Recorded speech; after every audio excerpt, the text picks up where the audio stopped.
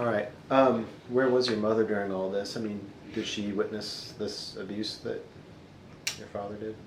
To us, yes. Sometimes he would lie to her about the things that he did to us, because the things that he would do to us when she wasn't home as we got older were worse. The beatings were worse, or he was hitting us with his fists then, putting our heads through the walls. Well, I say us. Mostly me, sometimes Cynthia. Christina escaped most of it.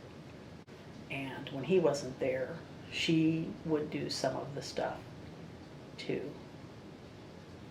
But mostly her aggressions were turned towards Cynthia. She would attack Cynthia a lot. And then Physically? Yeah. And then I would try to peel her off of Cynthia. And then she would tell when he got home that we both attacked her. Living with them was just insanity. It was like living with two crazy people. She was always hysterical and he was always angry. But do you think they had any impetus to make them into the people that were always angry and always hysterical?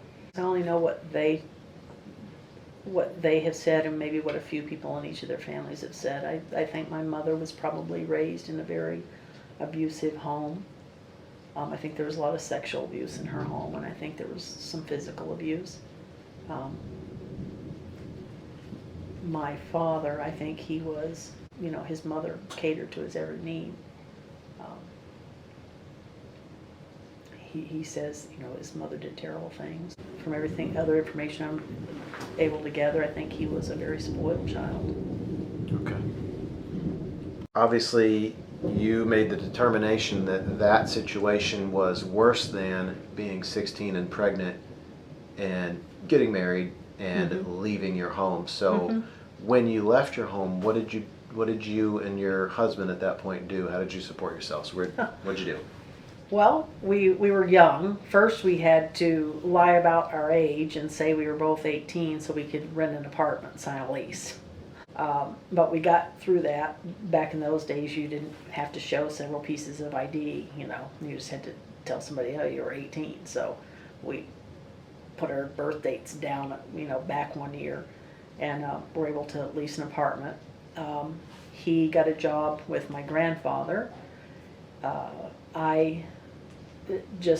I took any job I could get. I really don't remember what my first job was. I don't remember now if it was at a grocery store or at a fast food place.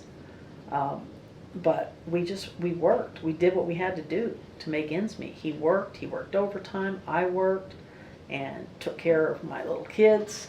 When we moved to Maine, same thing.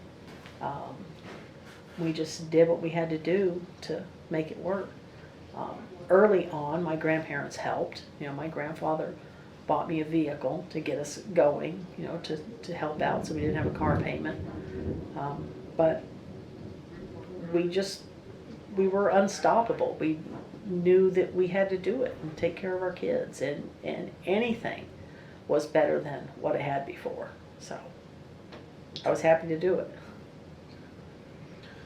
So you moved to Maine, and eventually, you said you didn't remember your first job, but eventually you got a job here, and he got a job here. What did that turn into, and what kind of economic space did you guys find yourself in with 4 and 5-year-old kids or whatever? Well, one thing that my mother was very good at was, she did give me some good advice along the way, and I did hear some of the things that she said to me growing up. And she did tell me, if you're going to be successful in life and work and business, whatever job you have, whatever someone expects of you, you give them that, and then you give them more. And I always remembered that. So when I came to Maine and I got a job, it was with a grocery chain. And whatever whatever my job was and they told me they needed from me, I did that, and then I did a little bit extra. And that brought me from a part-time position to full-time, and then full-time to assistant manager. And then from that, I was the night manager. And from that, I moved they were creating a new department at the time, loss prevention. And then I was in the loss prevention department. They asked me to be one of the first people in that. And then from there, I had 10 stores. So I always gave 110%, if you will. And that's how I ended up moving from that to law enforcement. But for a long time, I was doing that and law enforcement, and even that wasn't enough. I needed to make more money to take care of my kids because kids are expensive. So I had even another part-time job. There were oftentimes I had 3 jobs. But financially, I would say for the longest time, we struggled. We were always paycheck to paycheck for a long time, for quite some time. You started with the grocery store, but then you said you were also working in law enforcement. What prompted you to do that? What made you think that was a good idea? Well, we were working with a lot of area police departments, and one police department in particular I was working with a lot, and they had an opening, and one of the officers said, this seems to be a good fit for you, and you seem to really enjoy it. Why don't you come work for us? And I laughed about it and didn't give it much thought. Going back when I was a young child,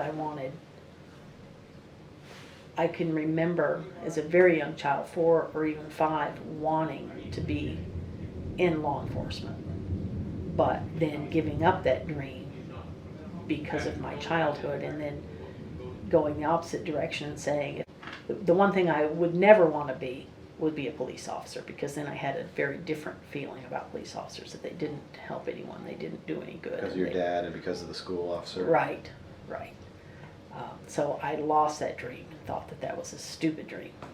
And so when this other officer suggested it to you, I thought it was ridiculous. I discounted it immediately. And then over the course of the next 6 months or a year, I got to thinking about it and thought, maybe that is my calling. Maybe that really is what I want to do. And maybe not all police officers are like that. And the more I thought about it, the more I realized that if there aren't people in the profession willing to help people, and there aren't people in the profession willing to give it a good name, then that the profession wasn't going to have any honor. And I realized that maybe there weren't that many bad apples. Maybe my father being not a good person and being in law enforcement, and then me having that one negative experience with the school resource officer, that maybe they weren't. Maybe not all police officers were like that. But at this point, what would give you that idea? Well, it was a leap of faith. It was just a leap of faith. So, and I thought, well, there's got to be a lot of children out there at the time. It started, the thunder, it started making me think there's got to be a lot of children out there that go to police and are turned away. And there's got to be police officers out there that would be willing to help them. There has to be. And what if I am somebody that turns this profession away and doesn't go into it, and then somebody else takes that position that does just like the school resource officer did. So there were a lot of things playing on my mind at the time. Okay. But it was the farthest thing from my mind when it was suggested to me. So then you decided to apply for that position, I suppose. And what did your husband think about that? I can tell you that I don't remember discussing it with him. Not that I didn't. You just came home with a badge one day? I'm not sure what was discussed. I couldn't tell you what was discussed. I can't remember it. Okay. I don't remember. I just know that once I made that decision, that it was like a force took over, and I knew that I was destined to do it, and it was an unstoppable force. I immediately began pursuing it, and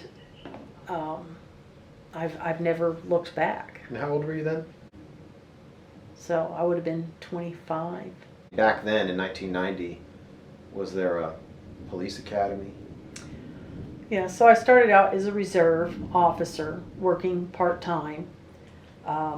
But eventually, when you become full-time, there's a police academy. Back then it was 12 weeks. You had to go for 12 weeks, and you only came home on weekends. Now I think it's 19 weeks. It's almost 19 weeks. And it's pretty rigorous. You know, it's very similar to what you would go through in the military, but you know, you do get to come home on weekends. Back then, it's still predominantly male, but back then my class was, I think, 32 or 33. There were only 2 females. Now they're typically classes of 60, and 15 of them will be females. So the numbers females in law enforcement are climbing. But when I finally did go to the academy, my youngest was, you know, less than a year old. So I did have to leave a young baby at home. But I was definitely determined to get through the academy. Wait, your youngest was less than a year old. The third child. Your third child. Yes.